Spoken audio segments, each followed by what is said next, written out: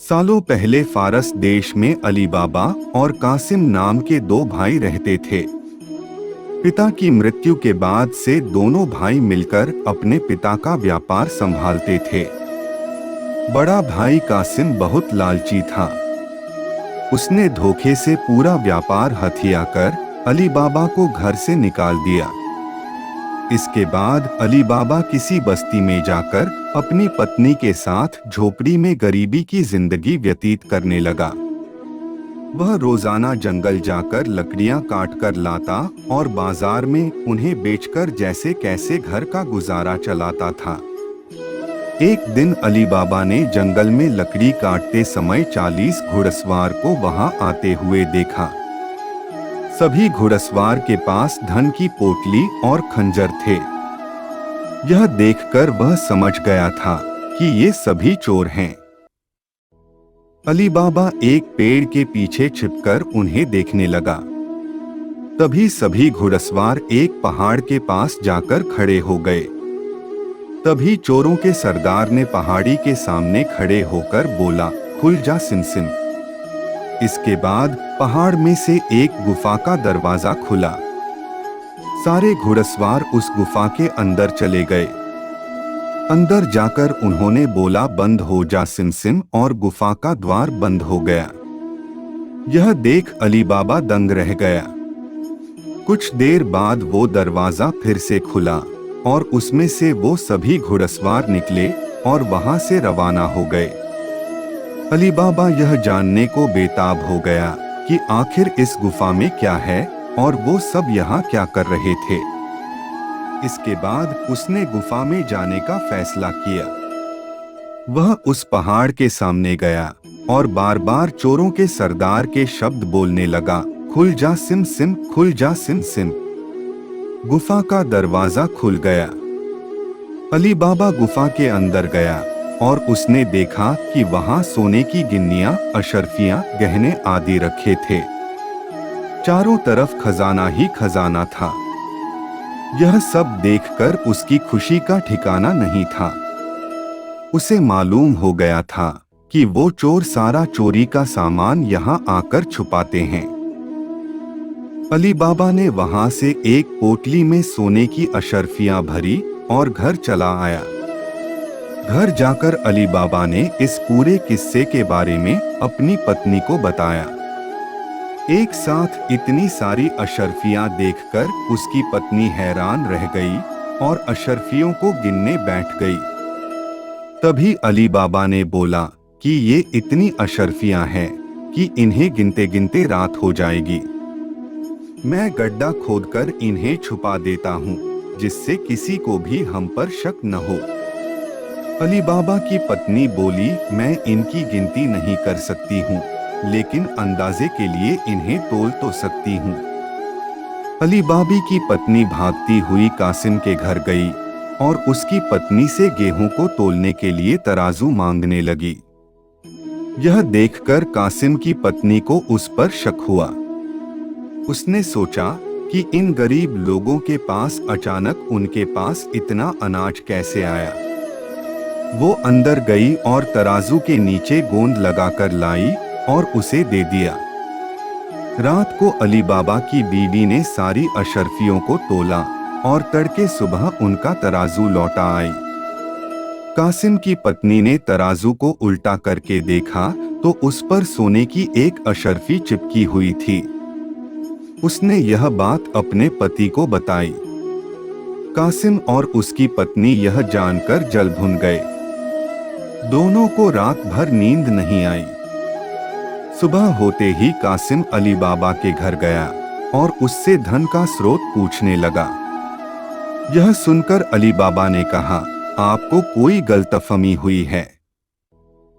मैं तो एक मामूली लकड़हारा हूँ। कासिम ने बोला कि तुम्हारी बीवी कल हमारे घर से अशर्फियों को तोलने के लिए तराजू लेकर गई थी। ये देखो, ये अशर्फी तराजू पर चिपकी मिली है।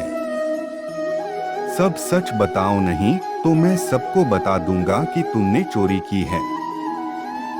यह सुनकर अली बाबा ने सच सच सारी कहानी बता दी। कासिम के मन में लालच आ गया। उसने खजाना हथियाने का प्लान बनाया और अगले दिन गुफा पहुंच गया। वह अपने साथ एक गधा भी लेकर गया ताकि वह उस पर खजाना लाद कर ला सके। गुफा के सामने पहुंचकर उसने अली बाबा ने जैसे बताया था वैसे ही किया। उसके खुल जा सिम बोलते ही गुफा का दरवाजा खुल गया। अंदर पहुंचकर चारों तरफ खजाना देखकर वह भौंचक्का रह गया। उसने बोरियों में सोने की सिक्के भरे और बाहर निकलते समय क्या बोलना है वही भूल गया। गुफा से बाहर निकलने के कासिम ने तमाम प्रयास किए लेकिन कोई रास्ता न निकला। वह गुफा के अंदर कैद हो जाता है। कुछ देर बाद जब चोरों का गिरोह वहां पहुंचा तो उन्होंने देखा कि बाहर एक गधा बंधा है। वे समझ जाते हैं कि यहाँ कोई आया है। चोर अंदर जाते हैं और कासिम को ढूंढकर मार देते हैं।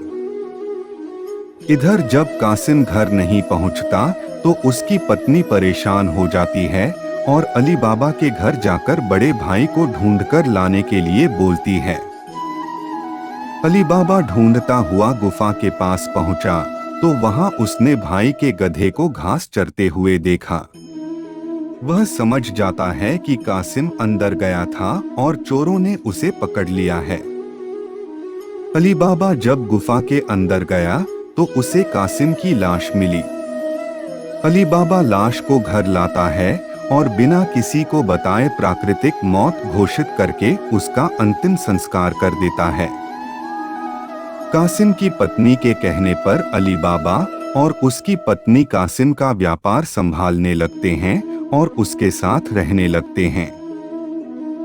वहीं जब चोर गुफा में आते हैं और कासिम की लाश नहीं देखते तो समझ जाते हैं कि खजाने का राज किसी और को भी पता है। वह गांव में जाकर पता लगाते हैं कि कुछ दिनों में किसके घर में मौत हुई है। चोरों को अली बाबा का घर मिल जाता है। चोर ने उसके घर के बाहर क्रॉस का निशान लगा दिया जिससे रात के समय उन्हें उसका घर समझने में आसानी हो।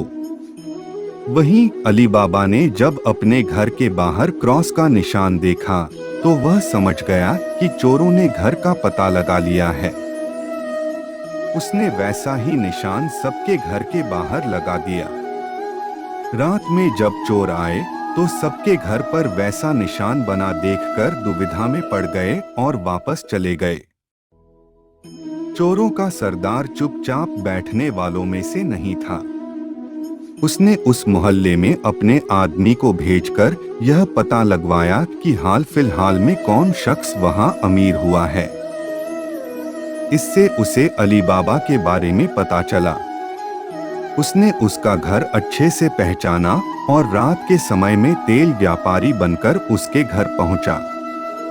वह अपने साथ तेल के 40 पीपों को लेकर गया जिसमें 39 में चोर और एक पीपा में तेल था। उसने सोचा कि रात में जब सब सो जाएंगे तो वो सब मिलकर अली बाबा को मार देंगे। उसने अली बाबा से दोस्ती की और रात को उसके घर पर ठहरने की इजाजत मांगी। अली बाबा ने उसको खाना खिलाया और रात को रुकने की इजाजत दे दी। अली बाबा की पत्नी को तेल के व्यापारी पर शक हुआ। उसने सारे पीपों को खटखटाकर देखा और वह समझ गई कि एक पीपा में तेल है और बाकी में आदमी हैं। उसने तभी एक तरकीब निकाली। उसने तेल वाले पीपे से तेल निकाला और गर्म कर बाकी पीपों में डाल दिया। सारे चोरों की मौत हो गई। रात में जब सरदार ने चोरों को निकलने का इशारा किया तो एक भी चोर बाहर नहीं निकला। उसने पीपों को खोलकर देखा तो सभी चोर मर चुके थे। यह देखकर वह इतना डर गया कि अपनी जान को बचाने के लिए वह तुरंत वहां से भाग गया। सुबह अली बाबा की पत्नी ने ये सारी बात अली बाबा को बताई जिसे जानकर वह बहुत खुश हुआ। अब उन 40 चोरों के सारे खजाने का अकेला मालिक अली बाबा था। वह देश का सबसे अमीर शख्स बन गया था और खुशी खुशी अपनी बीवी बच्चों के साथ रहने लगा। कहानी से सीख: लालच मनुष्य का दुश्मन है। लालच करने से सब काम खराब हो जाते हैं, इसलिए कभी भी लालच नहीं करना चाहिए।